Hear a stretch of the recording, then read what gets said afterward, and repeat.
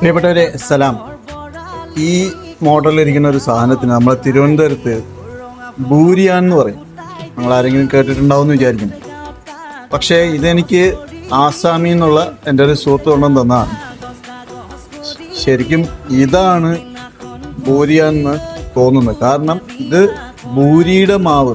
ഇത് കഴിക്കുമ്പോൾ തന്നെ നമുക്കറിയാം ബൂരിയുടെ മാവ് ഉള്ളിൽ തേങ്ങയും പഞ്ചസാരയൊക്കെ വെച്ച സാധനമാണ്. പക്ഷെ നമ്മളെ തിരുവനന്തപുരത്തൊക്കെ നമുക്ക് ബൂരിയാൻ എന്ന് പറഞ്ഞ് കിട്ടുന്നത് കുറച്ച് ക്രിസ്പി ആയിരിക്കും.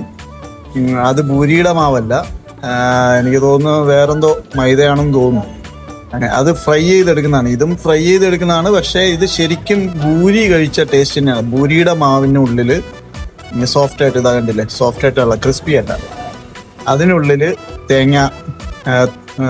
തേങ്ങയും പഞ്ചസാരയൊക്കെ വെച്ച് വെച്ച് ഉണ്ടാക്കിയ സാധനമാണ്. നമ്മൾ മലയാളികളുടെ ഒരു പ്രത്യേകത, പല സ്ഥലത്തു നിന്നുള്ള പല സാധനങ്ങളുടെയും കോപ്പി അടിച്ച് നമ്മുടേതായ സ്റ്റൈലിൽ നമ്മൾ ഇറക്കാറുണ്ട്. അപ്പോൾ ഇതാണ് ഒറിജിനൽ എന്ന് തോന്നുന്നു. ഇതിൽ നിന്നാണ് നമ്മുടെ തിരുവനന്തപുരത്തെ ബൂരിയാൻ ഉണ്ടായതെന്ന് തോന്നുന്നു. ഇതുപോലൊരു സംഭവമാണ് ബംഗാളിലൊക്കെ കിട്ടുന്ന പരിപ്പ് വട. UAE-യിലുള്ളവർക്ക് അറിയാം, ബംഗാളികളുടെ കടയിൽ ചെന്നാലും ഒരു തരം പരിപ്പ് വട കിട്ടും. നല്ല സൂപ്പർ ദാൽ വടയാണ്. അത് സെയിം നമ്മുടെ പരിപ്പ് വട തന്നെയാണ്.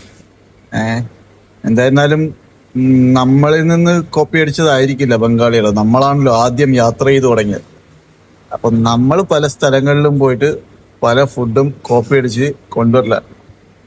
ഇന്നത്തെ മന്തിയും ഷവർമയും അൽഫാമും ഷവായും ഒക്കെ ഇപ്പം നമ്മുടെ ടേസ്റ്റിലാണല്ലോ ഓടിക്കൊണ്ടിരിക്കുന്നത്.